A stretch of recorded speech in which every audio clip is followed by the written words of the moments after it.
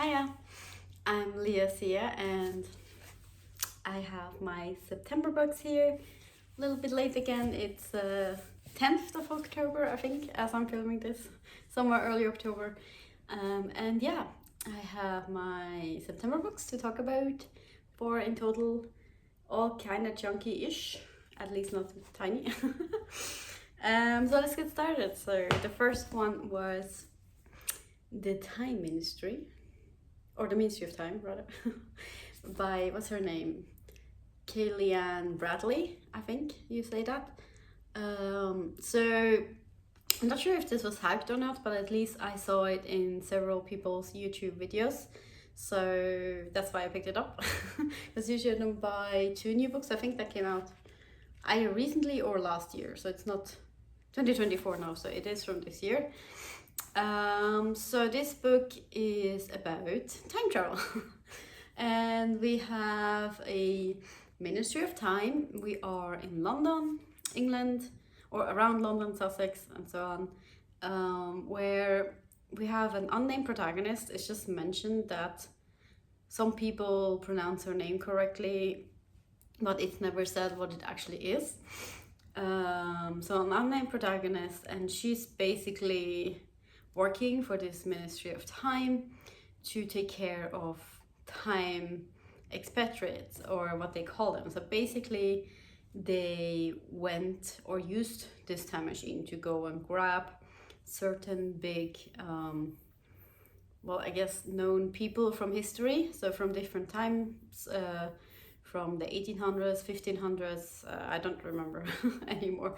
And they go grab them, call them time expats, and basically try to see what, like what is the impact on time travel. Like they have lots of like physical and health examinations, and there's like this interesting discussion of that they're somehow here, but they're still also there in their own times, even though they were like physically picked up and removed from their own times before they were set to die. Sorry, I forgot to mention that. That was like one thing, that they had to die in their own time, and they were grabbing them before that had happened. And so basically then we have our protagonist, a woman. She takes care of one of the expats, and they live together, and she's like supposed to watch over him and also help him integrate into the modern time. And yeah, so without spoiling much, so then basically it's about how this interaction works with her and the expat, with her and the other expats and the other mentors, and of course with the time ministry. And then like obviously discussion on, hey, what is happening with this time travel? Is it actually functioning the way they think it functions, or are our mentors not told everything? And so it becomes like a little bit of a mystery, and then we also have a little bit of romance in here. And yeah, all in all, I think I enjoyed this pretty much. I didn't think it was that ingenious, as I kind of had maybe too high expectations from what I watched on YouTube myself previously on talking about this book, but I definitely did enjoy it. Like kind of an interesting look at time travel, and also like, instead of just saying now we have time travel and nothing happens, like people can just go through time and everything is, yeah, now you're just in a different time. Like it's like taking this kind of interesting look at also what happens physically, what happens mentally, what happens if you do it a lot, what happens if you do it once, and things like that. So yeah, and then also like exploring like how is it for these people to read, like, yeah, you are a topic in history class and we read all your letters that you send. Like I never even thought about that. Imagine, like, for example, I've been to a Mozart museum in Austria, and I've seen some of the letters that he supposedly has written. That must be so weird. It's like, you read my private letters? So yeah, I don't know. I never even had like openly thought about that. So there was very interesting things, topics, and explored. There's one thing in the ending, obviously I'm not gonna spoil, that well, it was a subversion that I thought was not very well done, I think. That's what I'm gonna say. Yeah. Well, all in all, I liked it. I enjoyed it. So I think it's definitely worth a read. Again, alone for its like special, like looking at these different kind of time concepts. There's also a little bit of racial commentary in here. I don't want to say all too much about that, because I well, I don't have a great, like it's not for me to say if it was well represented, because I'm in the majority. So, but that's also in here where it's like also commented how these people from earlier times would use words that are not used anymore in the modern time. So they also included those kind of things, which I think was good. But again, I don't feel like I'm the right person to say it was done well, but to me it seemed like it was. So that's the Ministry of Time. First book. Second, I continued The Expanse. What's this one? Persepolis Rising. I don't know why the newer titles, I just never can remember. But doesn't matter. From James S. A. Corey. So Expanse book number 7. So basically now I did act 1 and 2, you could say. Book 1 to 3 and then 4 to 6. And I started this new era. And it's this one for realsies is a new era because we jump 30 years or something like that. We jump a lot of years.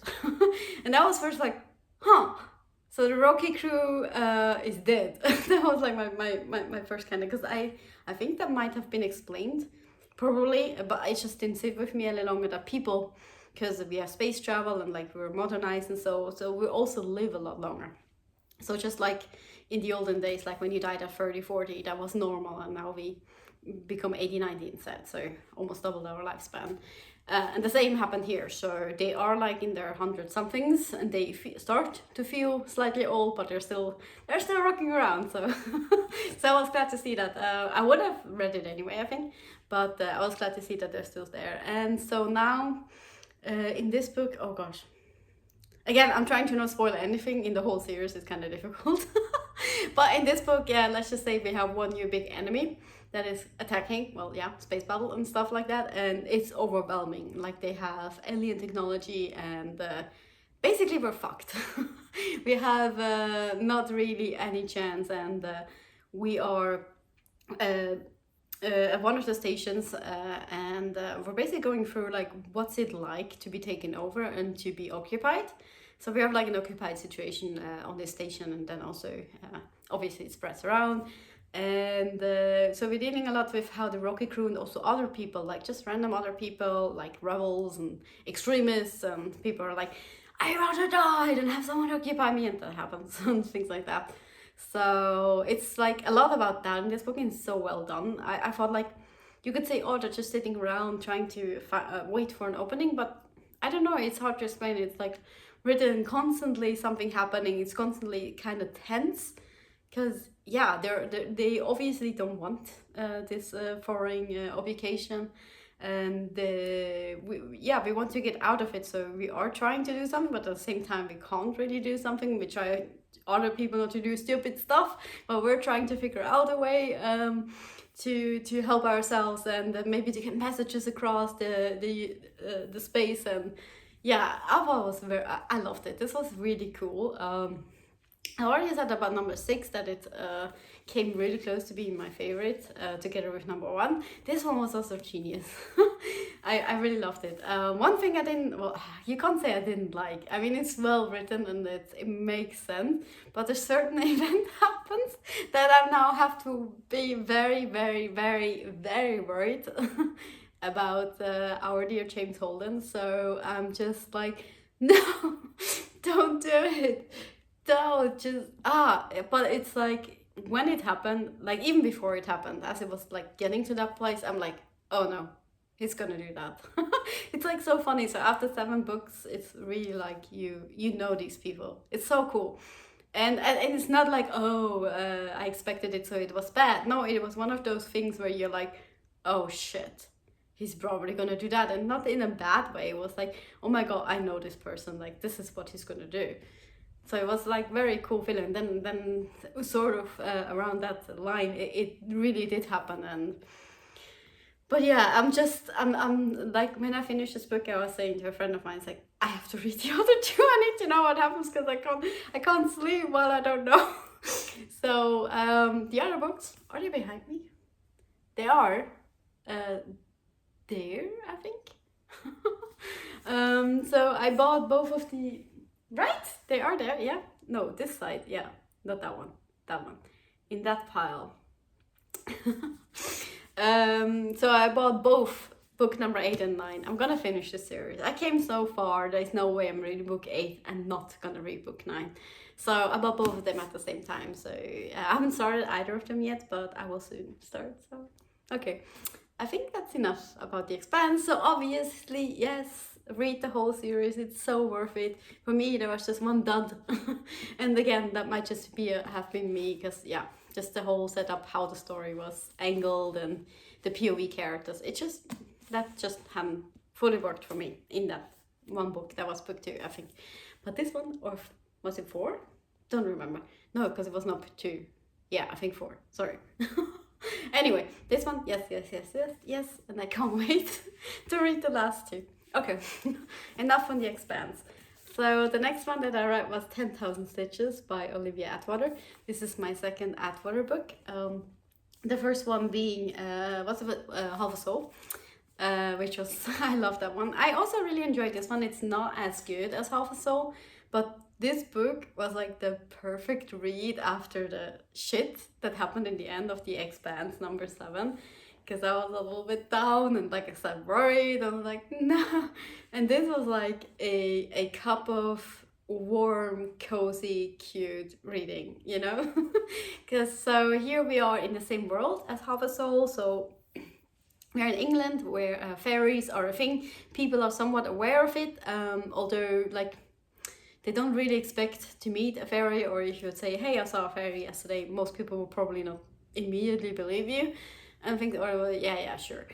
But still, it is known, so it's not like a hidden thing and only children believe it. And also, even in the first one, I applauded it for that. Like our protagonist, I think she was 20 or 21, because so often in these, especially YA books, people are 15 and behave like 30-year-olds, and I don't get it. Like, to me, that's why I mostly don't read YA. I read very, very little. Anyway, so here I think she's a little bit young. I think 17 or 18. I don't fully remember now. Euphemia, which is a really cool name in my opinion, and then nickname Effie. So our dear Euphemia here, she's working as a maid in a household, and the family that lives there isn't super nice. They're like kind of like, they don't see the servants, right? They don't treat them badly per se, but they, like, the servants almost don't exist, and even to the point where when they fire someone, they don't hire someone new, and they just expect the house to function as they previously. And so everyone pulls in like full days where they work 20 hours a day, almost. And our Euphemia here, so at some point I think it's the eldest son. Yeah, the parents are not living anymore, so the eldest son is now the Lord, and his younger brother, so the new eldest son that's unmarried, he comes back from a trip around Europe, and he recognizes Effie, and he talks to her, and he like looks down at his shoes and is like, oh my gosh, like my shoes are dirty and I'm walking in the hall, I'm so sorry. And he takes them off, and he's like very considerate and very nice. And so in good cute fashion, she's like immediately almost basically in love with him, like, oh, even though she knows nothing about him, just because of that, and because of course he's handsome, and he talked to her, he asked her name.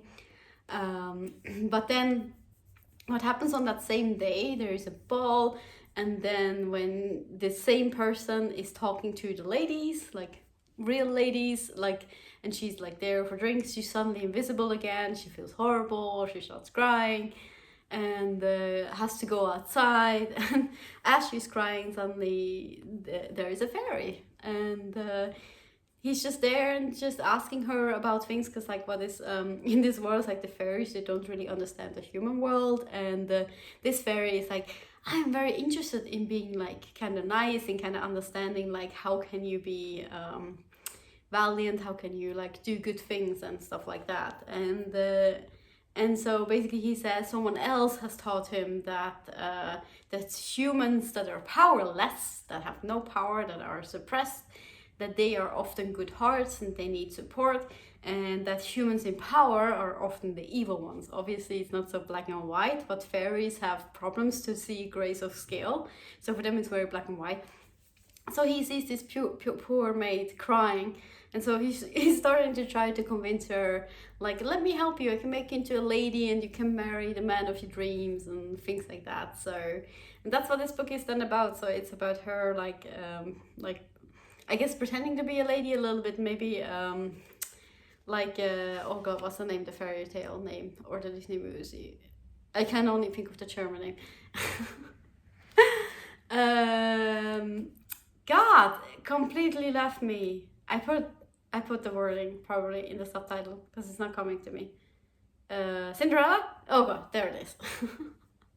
Cinderella, like, which, she gets like these perfect dresses and then like glamour on top of it, so that people, like, she looks the same, but because of the glamour, people don't know she is Effie, the housemaid. And so she can go to balls and she can like talk to this son of the, I don't remember his name, that's why I keep saying that. Sort of meet him for real and get to know him and things like that. But then she meets also this other guy, and then she tries to teach the fairy because he tries to almost help too much, because at some point one in power who's very mean, he makes her like make donkey noises in the middle of the ball, and then the whole family has to leave so she can't talk to to her beau, and and just funny things constantly happen.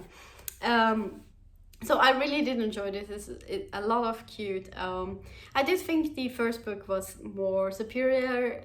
I felt like more things were like happening constantly, and it had more concise story. Like from start to end, you kind of knew what you were in for, even though it switched from time to time. But there was like constantly something that I was like, oh yeah.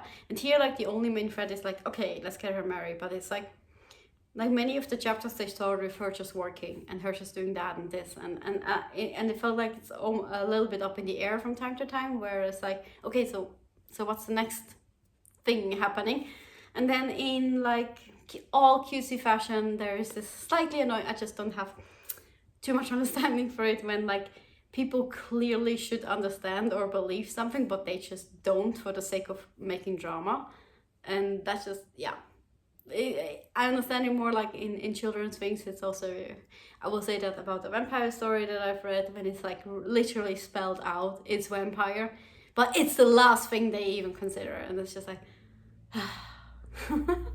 you know what I mean. So, but other than that, it was a very cute, very lovely read, and like I said, if you need a warm little huggy feeling, 10,000 Stitches, absolutely, it should work.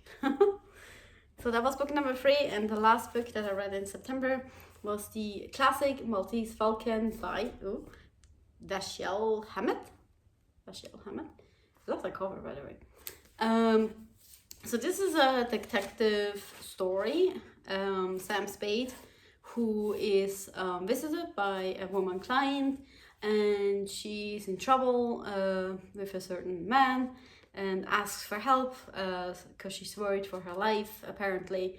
And so Sam and his partner agree to shadow this person and make sure that nothing happens to her. And on that very first night, Sam's partner dies, and we don't know what happened and who's the murderer. And then it takes on from that after that, and things are not what they seem. And we uncover a way bigger mystery, more than just shadowing a person, and that person got angry and murdered because the other person ends up dead too a few days later. So people are dying left and right, and in the end we figure out that most things are connected. And excuse me, I'm not sure if that's audible. My mic cut that.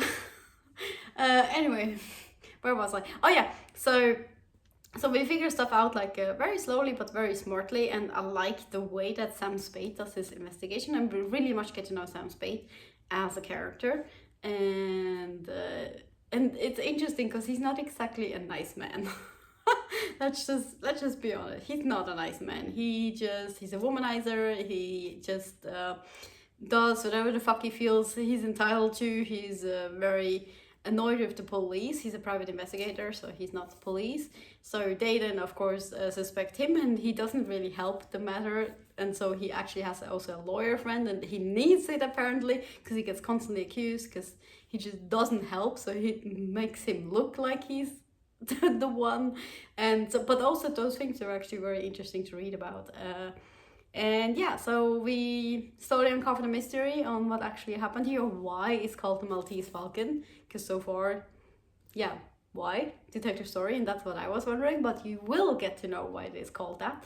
And obviously I'm not going to say it, so you need to read it. And in all, I think I really like this. I think this is one of the, yeah, so classic detective novels that are considered highly, like, what do you call it, praised. I was just gonna look, first time 1930, yeah, pretty long time ago. Almost, oh my god, almost 100 years, Jesus. Yeah, we're in 2024, so 2030 is not that far away. That's crazy to think. But so I really enjoyed this one. Also, the language is actually not difficult at all in this one. I read it very easily. And yeah, so detective mystery, if you like those, and absolutely can highly recommend. So those were my, there we are. Those were, because usually I sit on the right and I have the books on the left, so I always want to do this, but then they're almost like outside the frame, so so I have to I have to change the way I hold my books. Big thing. Just FYI. Streamer problems. Streamer. YouTuber. I stream too, so that's why I said that. Well, I guess just people problems. Anyway. These are the 4 September books, and yeah, hope you're doing great, hope you're taking care of yourself, hope you're staying warm and the weather is nice for you, and yeah, just take care and see ya.